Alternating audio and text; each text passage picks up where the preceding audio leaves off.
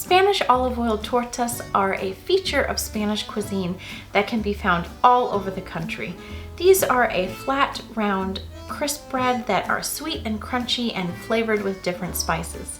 In today's video, I'm going to be making tortas de aceite de Castilleja de la Cuesta, which is a type of torta that comes from the town of Castilleja de la Cuesta in the province of Seville.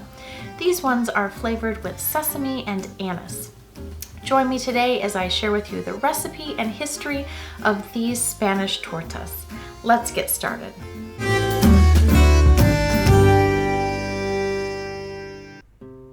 First, we're going to start by gently heating 150 milliliters or 2/3 of a cup of olive oil over low heat.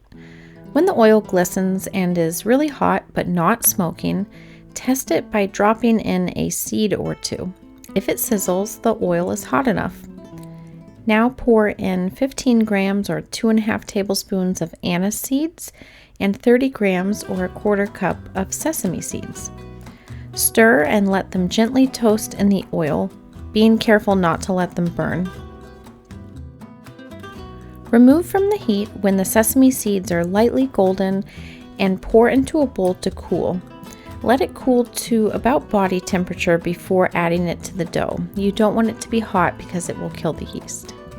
Now add 60 grams or 4.5 tablespoons of sugar and 2 teaspoons or 8 grams of instant yeast to 210 milliliters or a scant 1 cup of water.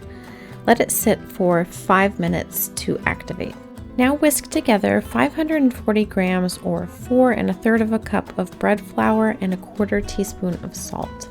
Then add in your olive oil mixture and 60 grams or 1/4 cup of sweet anise liqueur.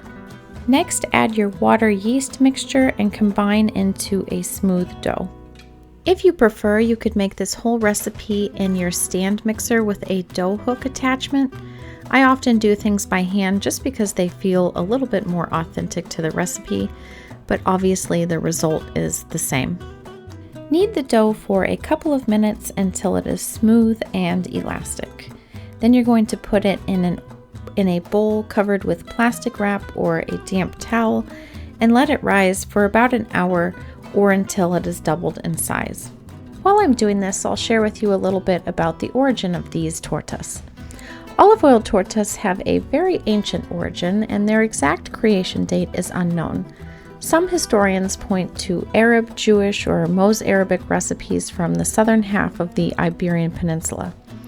In literature, reference to them dates back to the end of the 1600s. The ones I'm showing to you today are from the town of Castilleja de la Cuesta in the province of Seville. They are such a traditional product that they have protected status by the Spanish government, and they must include certain ingredients to be sold under their name, Tortas de Aceite de Castilleja de la Cuesta. These ones are often also called Tortas de Inés Rosales, because Inés Rosales is the largest Spanish company that produces them and has been producing them since 1910. Back to the dough, you'll see that I punched down the risen dough and have weighed out 40-gram pieces. Now roll them out into thin, flat circles, being careful not to let the edges get too thin because they do burn easily in the oven. Then place them on a parchment-lined baking sheet.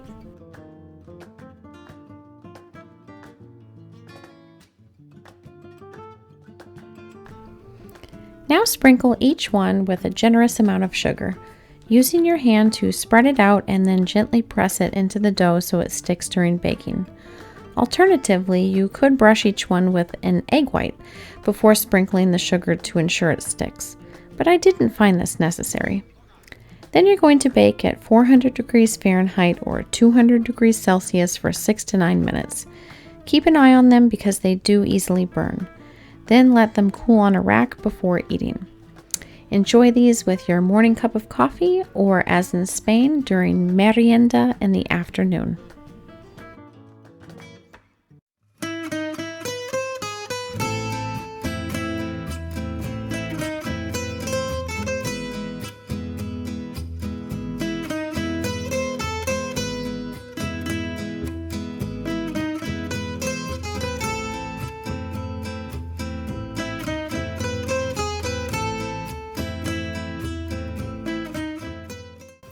you enjoyed the recipe.